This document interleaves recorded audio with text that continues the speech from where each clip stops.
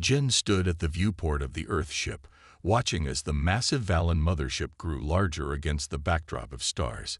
His heart beat faster, but his face remained calm. As humanity's first ambassador to the Valen Empire, everything depended on making a good impression. "Final approach in 5 minutes, Ambassador," said the pilot. Jin nodded and straightened his simple blue uniform. Earth's leaders had chosen him for his calm nature and quick thinking. He had studied the limited information they had on the Valens for months. They were a proud species with advanced technology and ruled by a queen. The docking procedure went smoothly. Jin took a deep breath before stepping through the airlock. 4 tall Valen guards waited for him.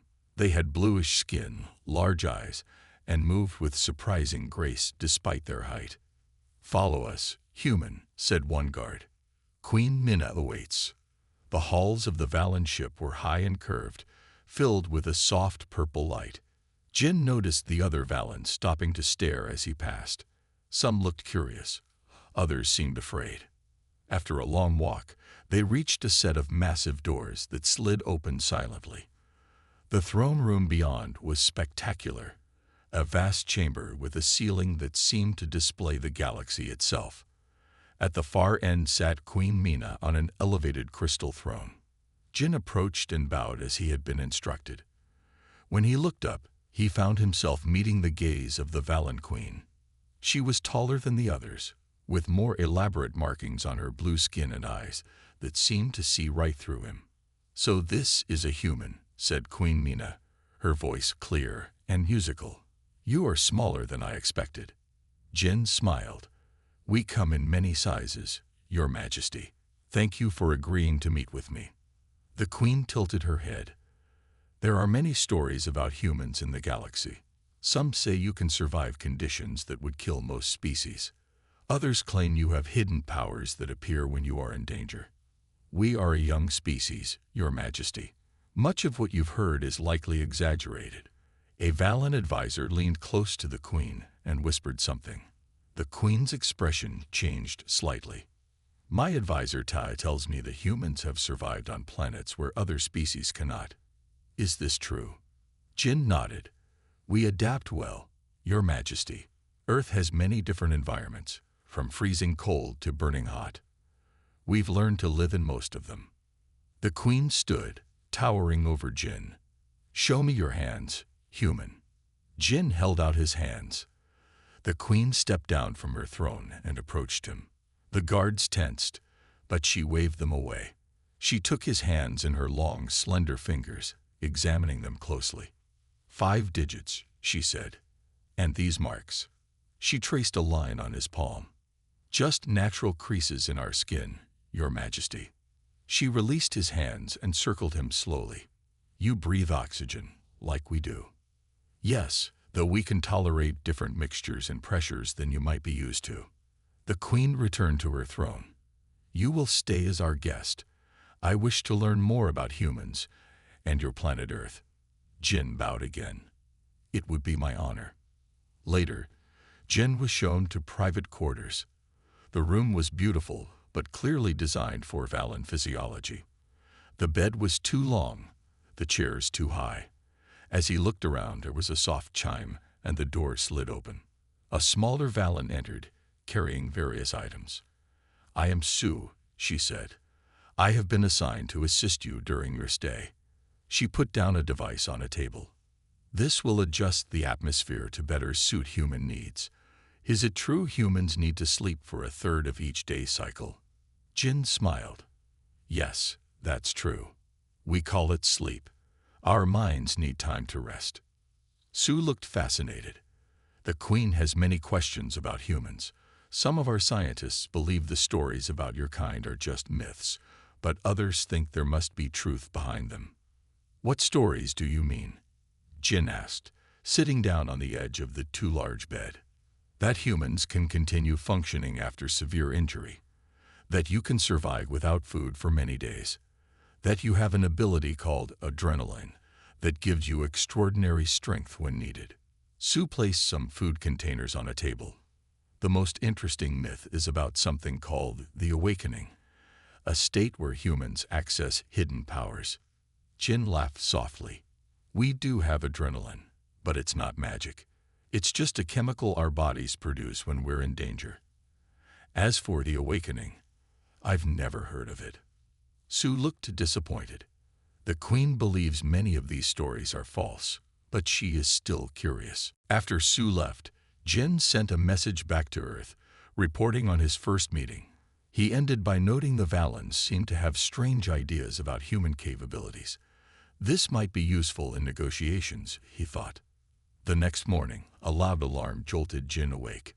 Red lights flashed in his room. Sue burst in, looking panicked.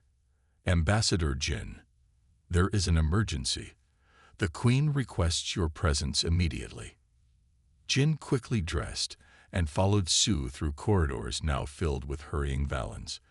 They reached the throne room, which had transformed into a command center. Screens showed what looked like a massive storm approaching the ship. Queen Minna saw him and gestured him forward. Ambassador, your ship detected this energy storm before our sensors did. How is this possible? Jin looked at the readings.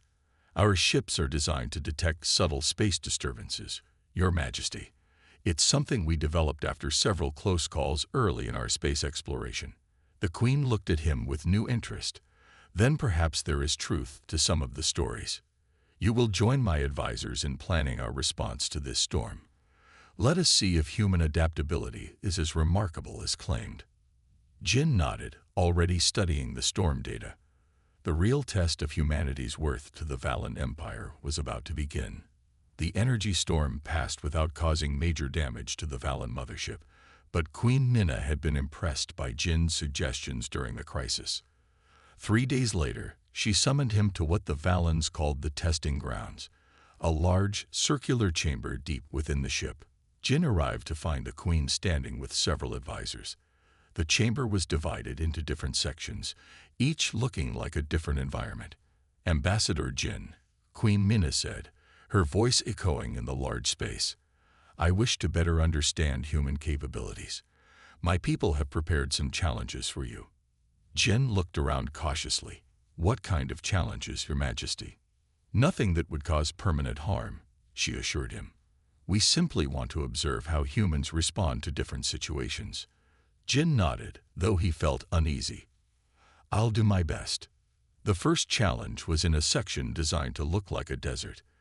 The temperature was uncomfortably hot, and Jin could feel sweat forming almost immediately. This chamber is set to the temperature of our colony world Kai, explained Ta, the Queen's advisor. Most species cannot function in this heat for more than a few minutes. Jin wiped his brow. It's hot, but similar to some regions on Earth. What am I supposed to do? Simply solve the puzzle before you, said Queen Minna, pointing to a complicated mechanical device in the center of the sandy area. Jin approached the device. It was a series of interlocking metal pieces that needed to be rearranged to form a specific pattern.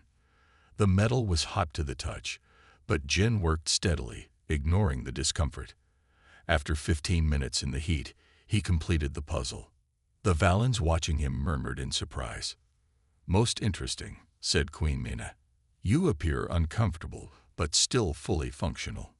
Jin smiled weakly. Humans are good at working through discomfort when necessary. The second challenge took place in a cold chamber. Jin was given a thin jacket, but the temperature was well below freezing. His task was to build a small shelter using only the materials provided, some metal rods and thin sheets. His fingers grew numb, but Jin worked systematically.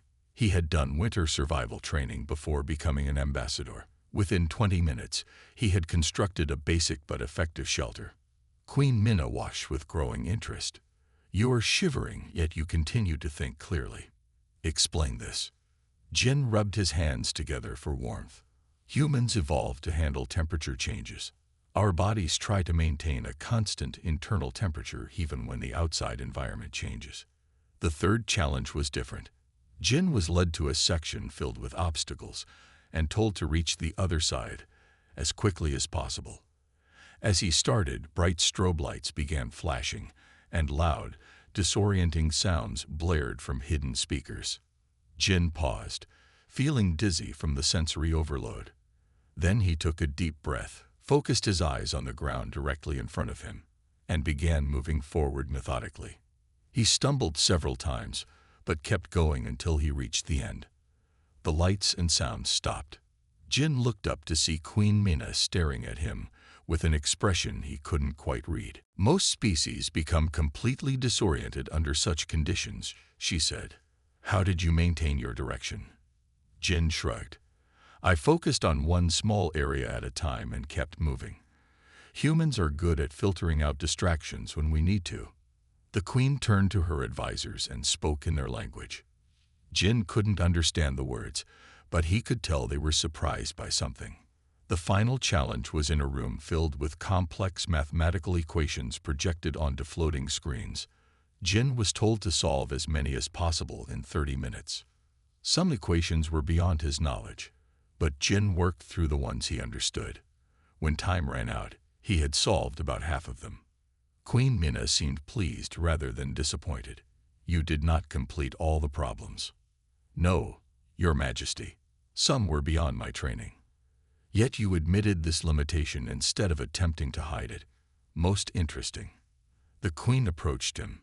"You did not display any special powers or abilities during these tests." Jin smiled. "As I said, humans don't have magic powers. We're just adaptable." "Perhaps," said the Queen. "But there is something unusual about how your mind works. You approach problems differently than we do." Later that evening, Jin was invited to dine with Queen Mina and a small group of her advisors. The food was strange, but not unpleasant, and Jin did his best to follow Valen eating customs. "Ambassador," said Queen Mina during the meal, "today's challenges were revealing. You showed physical endurance, problem-solving skills, and what my scientists call psychological resilience. Is this common among humans?" Jin considered the question. "To varying degrees, yes. All humans have these basic traits, though some develop them more than others." Su, who was serving at the dinner, leaned forward with interest. "Is it true that humans can enter a state called flow where time seems to change?" Jin nodded. "That's what we call it when we're so focused on a task that we lose track of time. It's not magical, just deep concentration." Queen Mina exchanged glances with Ta. "There is a concept in our oldest legends called the awakening, a state where one's full potential is unleashed. Your flow sounds similar." "Perhaps," Jin said carefully. "Though I think your legends might exaggerate what it actually is." After dinner, Queen Mina took Jin to a large observation deck. The stars stretched out before them, beautiful and endless. "Tomorrow," she said, "there will be one final test. My advisors believe you have not yet shown your true capabilities." Jin looked at her curiously. "What kind of test?" "One that will push you to your limits," she replied. "We wish to see if the human awakening is real or merely a myth." "I've tried to explain that we don't have special powers," Jin said with a sigh. Queen Mina's large eyes reflected the starlight. "Perhaps you do not recognize your own uniqueness, Ambassador. Tomorrow, we shall see what humans are truly capable of when faced with a genuine crisis." As Jin returned to his quarters, he couldn't help feeling worried. The Valens seemed determined to find something extraordinary about humans. He wondered what kind of crisis the Queen had planned, and whether he could live up to her mysterious expectations. Jin woke to the sound of alarms blaring throughout the Valen mothership. Red emergency lights flashed in his quarters as he jumped out of bed. He quickly put on his uniform and rushed to the door, only to find it wouldn't open. "Ambassador Jin." Su's voice came through the communication system. She sounded frightened. "There's been a terrible accident in the ship's power core. Several sections are losing life support, including the royal chambers." "Is this the test Queen Mina mentioned?" Jin asked, suspicious of the timing. "No, this is real." Su's voice cracked with panic. "The Queen and her advisors are trapped in a section where the air is becoming toxic. Our rescue teams can't reach them because of radiation leaks in the surrounding corridors." Jin's training kicked in. Can you open my door? I might be able to help. The door slid open moments later. Sue stood there, her blue skin looking paler than usual. Humans have different radiation tolerances than Valens. Could you possibly? I'll try it, Jin said. Show me the quickest route to the Queen. Sue led him through chaotic corridors, filled with Valens rushing in all directions. Emergency barriers were dropping into place, sealing off different sections of the ship. The life support systems are failing in sections 12 through 16, Sue explained as they ran. The Queen was in section 14 when the accident happened. The radiation isn't immediately fatal to humans, but it would cause severe damage to Valen's cellular structure. They reached a sealed doorway where several Valen technicians worked frantically at control panels. One of them looked up as Jin approached. The human ambassador. What is he doing here? I'm here to help, Jin said firmly. What's the situation? The lead technician, named Du, pointed to a diagram of the ship. The Queen and 5 others are trapped here. The connecting corridors are flooded with radiation from the damaged power conduits. Our protective suits aren't designed for these levels. Jin studied the diagram. How long would I have in there before the radiation becomes dangerous for humans? Based on what we know of human biology, perhaps 15 minutes, Du said. But the air is also contaminated with core particles. You would need a breathing apparatus. Sue handed Jin a mask-like device. This will filter the air, but it's not perfect. The particles will still cause irritation to your eyes and skin. Jin took the mask. Is there a manual override for the sealed doors? Du showed him how to use the emergency release. Once you reach the Queen, guide them to emergency shaft 7. It's a maintenance tunnel that bypasses the worst radiation zones. We'll be waiting at the other end. Jin nodded, put on the mask, and approached the sealed door. The Valens watched with a mixture of hope and doubt as Du released the lock. Good luck, Ambassador, Sue said softly. The door slid open, releasing a cloud of faintly glowing particles. Jin stepped through and the door sealed behind him. The corridor was dim, lit only by emergency lights. Jin's eyes immediately began to sting from the particles in the air. He moved quickly, following the route he had memorized from the diagram. The radiation detector on his wrist beeped steadily, warning him of the danger but showing levels still within human tolerance. As Jin reached the first junction, he heard a loud groan of metal from somewhere above. The ship was becoming unstable in this section. He needed to hurry. After several minutes of navigating the hazardous corridors, Jin reached the sealed door to section 14. He found the emergency release and pulled it. The door opened halfway, then stuck. Jin squeezed through the gap and found himself in what appeared to be a meeting room. Queen Mina and 5 other Valens were huddled at the far end, covering their mouths with pieces of cloth. Ambassador Jin. Queen Mina's eyes widened in surprise. How did you get here? No time to explain, Jin said, his voice muffled by the mask. We need to leave immediately. Follow me to emergency shaft 7. One of the advisors, Tai, stepped forward. The radiation levels are too high in the corridors. We cannot survive passage. I know a route that minimizes exposure, Jin insisted. Trust me. Queen Mina studied him for a moment, then nodded. Lead us, Ambassador. Jin guided the group back through the stuck door. His eyes were burning badly now, and his skin felt like it was on fire. The radiation detector was beeping more rapidly as levels increased. They had less time than estimated. The group moved as quickly as possible through the hazardous corridors. 2 of the Valens began coughing violently, and Jin gave them his mask to share, taking turns breathing filtered air. His lungs burned with each breath of the contaminated atmosphere, but he pushed forward, focusing only on the route ahead. When they reached a junction where the ceiling had partially collapsed, Jin had to clear debris to create a path. His hands blistered from touching metal heated by the damaged power conduits, but he worked without stopping. How are you still functioning? Queen Mina asked, watching him with amazement. The toxins should be affecting your nervous system by now. Jin managed a pained smile. Human stubbornness, Your Majesty. They finally reached emergency shaft 7. Jin pried open the access panel, revealing a narrow maintenance tunnel.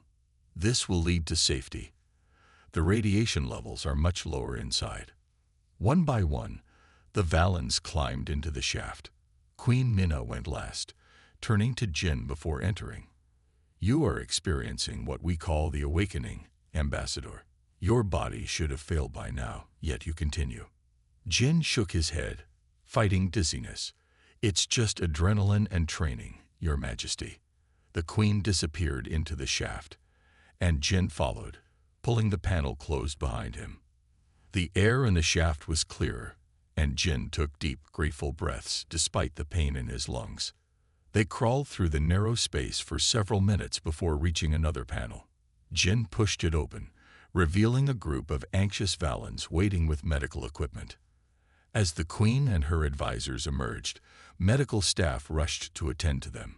Jin was the last to exit, stumbling as he tried to stand. His vision was blurring, and every muscle in his body screamed with pain. Sue caught him as he fell. "Get a medical team here now," she shouted.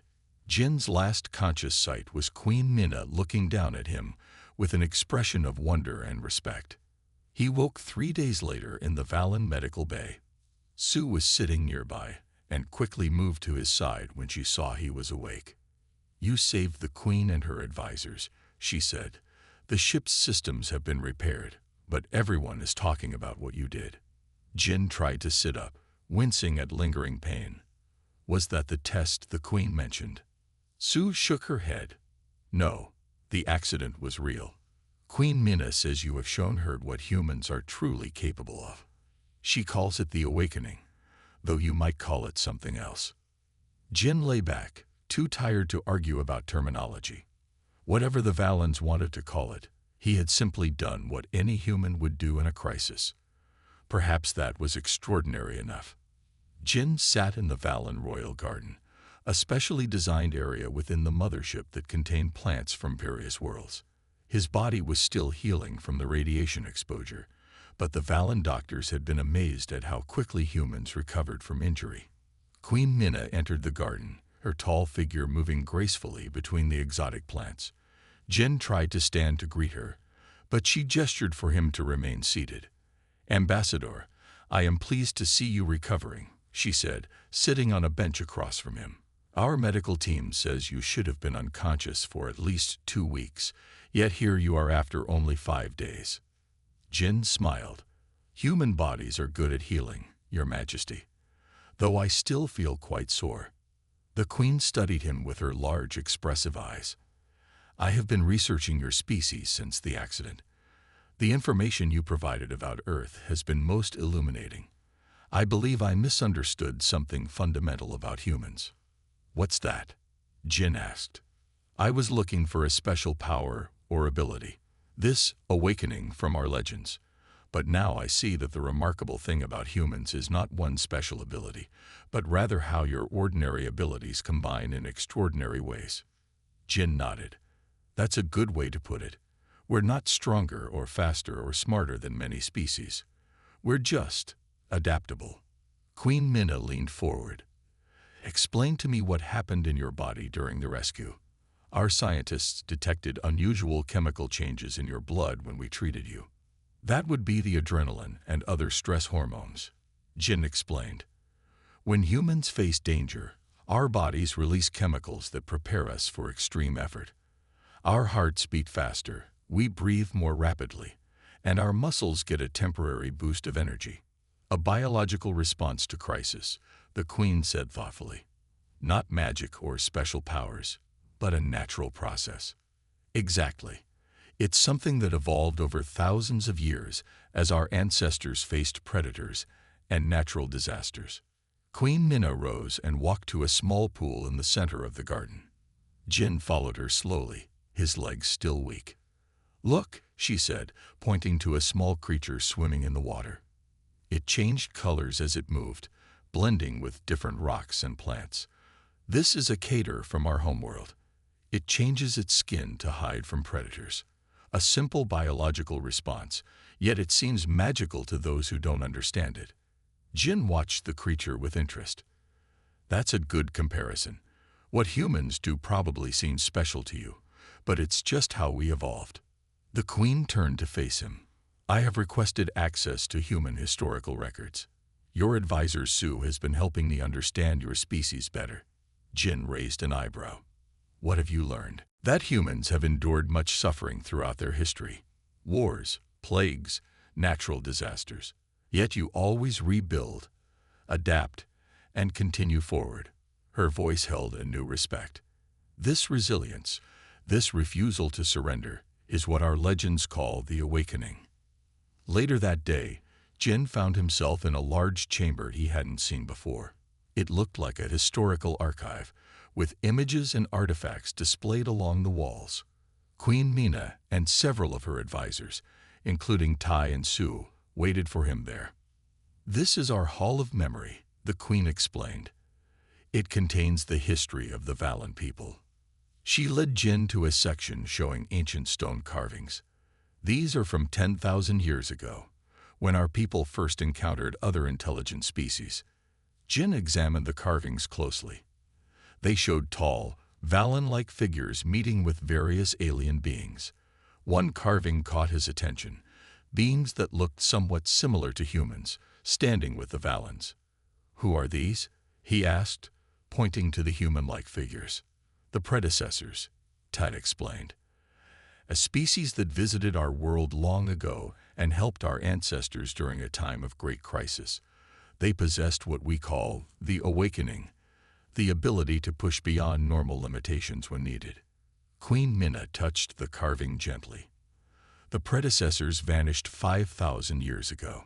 Many believe they were just legends, or that their abilities were exaggerated in our stories.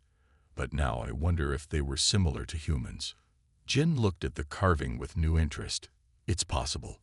There are many humanoid species in the galaxy, from what I understand. Ambassador, Queen Mina said, her voice solemn. I believe humans and Valens have more in common than we realized. Your species' adaptability, your problem-solving approach, your endurance, these are qualities the Valen Empire values highly. That evening, Jin was invited to a special council meeting. The Queen's advisors had gathered to discuss the future relationship between humans and Valens. Jin sat silently as they debated in their own language, with Sue occasionally whispering translations to him. Finally, Queen Mina addressed him directly. Ambassador Jin, I have a request. Would you share with my council the greatest challenges humans have faced and overcome? Jin thought carefully before speaking. There have been many dark periods in our history. Global wars that killed millions. Plagues that wiped out large portions of our population. Times when we nearly destroyed ourselves through our own actions. The council members listened intently as Jin described human history. The setbacks and struggles, but also the resilience and progress. The remarkable thing, Jin concluded, isn't that we faced these challenges, but that we learned from them. After each disaster, humans came together to build something better. We're still learning, still making mistakes, but we keep moving forward. When he finished, the council chamber was silent for a long moment. Then Queen Mina stood. What humans call normal, this constant adaptation and improvement, is what Valens would consider extraordinary. The ability to face extinction and still maintain hope for the future is rare in the galaxy. She approached Jin and placed a ceremonial medallion around his neck. This is the symbol of understanding. It represents the moment when two peoples truly see each other clearly for the first time. Jin touched the medallion, feeling its weight and significance. Thank you, Your Majesty. Tomorrow, the Queen said, we will discuss a formal alliance between our peoples. But tonight, I want you to explain something else to me. What's that? Jin asked. Queen Mina's eyes held genuine curiosity. This human concept called humor. Sue tells me it is another form of resilience, but I find it difficult to understand. Jin smiled. Well, that might be the biggest challenge yet. but I'll try my best." As Jin began explaining jokes and laughter to the puzzled Valens, he realized that building understanding between different species might be his most important mission yet. The gap between human and Valen perception was wide, but not unbridgeable, and that gave him hope for the future. The grand hall of the Valen mothership had been transformed for the signing ceremony. Colorful banners hung from the high ceiling, representing both Earth and the Valen Empire. Jin stood next to Queen Mina at the center of the hall, facing representatives from both their worlds. After weeks of negotiations, the alliance between humans and Valens was about to become official. Jin wore his formal Earth uniform, updated with the symbol of understanding medallion the Queen had given him. Queen Mina was dressed in ceremonial robes that shimmered with colors that changed as she moved. "Today marks a historic moment," Queen Mina announced to the gathered crowd. "For the first time, the Valen Empire recognizes a new species as equals and partners in our journey among the stars." Jin looked out at the audience. The Earth delegation had arrived 2 days ago. 10 humans who stared in wonder at the Valen ship and its inhabitants. Among the Valens, he spotted Su, who gave him an encouraging nod. Queen Mina continued her speech. "We have learned much from Ambassador Jin. Humans possess qualities that our ancestors called the awakening. Not magical powers as we once believed, but something perhaps more valuable. Adaptability, resilience, and determination." She turned to face Jin. "In recognition of these qualities, the Valen Empire officially designates humans as awakened ones, a title of great respect in our culture." Murmurs of surprise spread through the Valen crowd. Jin knew from Su that this title had never been given to any other species. The Earth delegation's leader, Director Hana, stepped forward to sign the treaty document.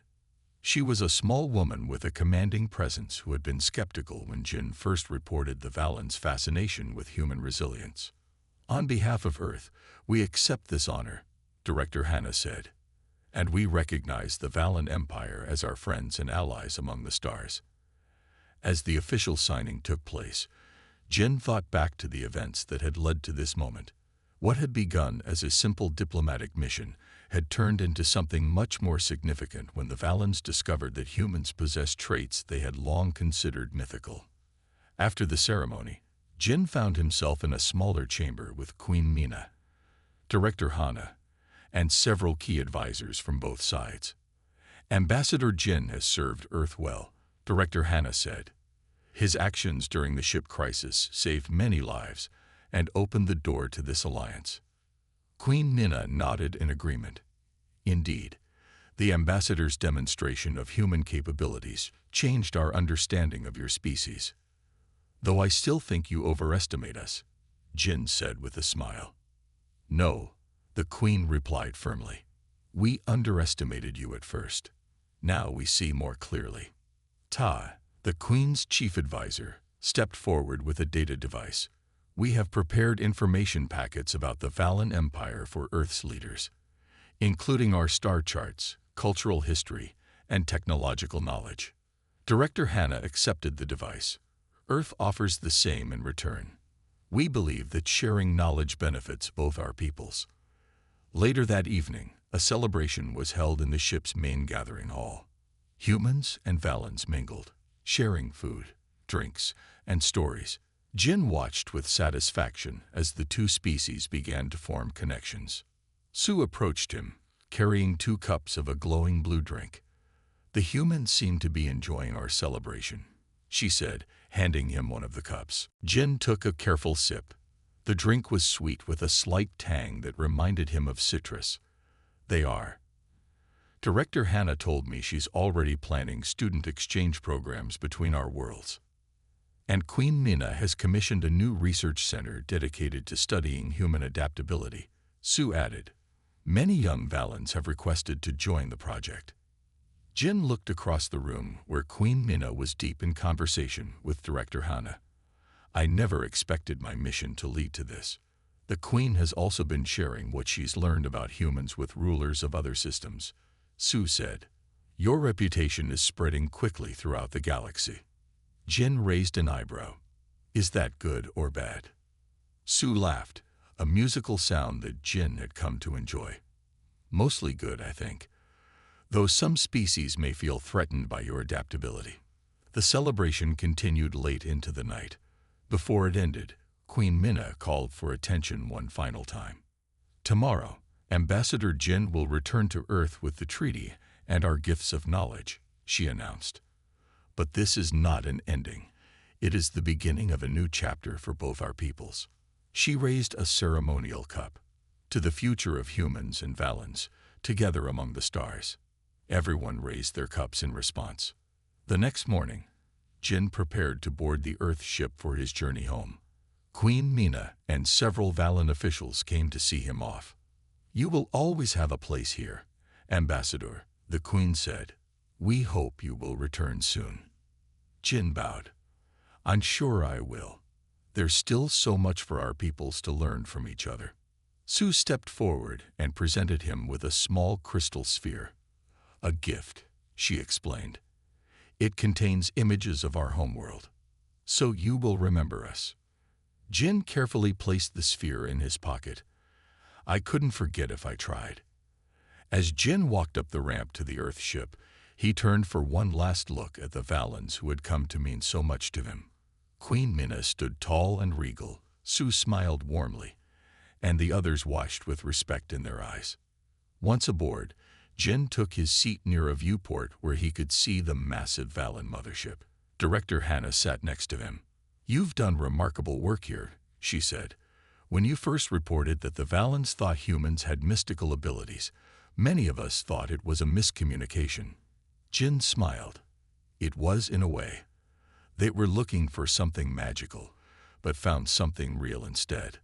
And now we have powerful allies and access to technology centuries ahead of our own," Director Hannah said. "All because you showed them what a human can do in a crisis."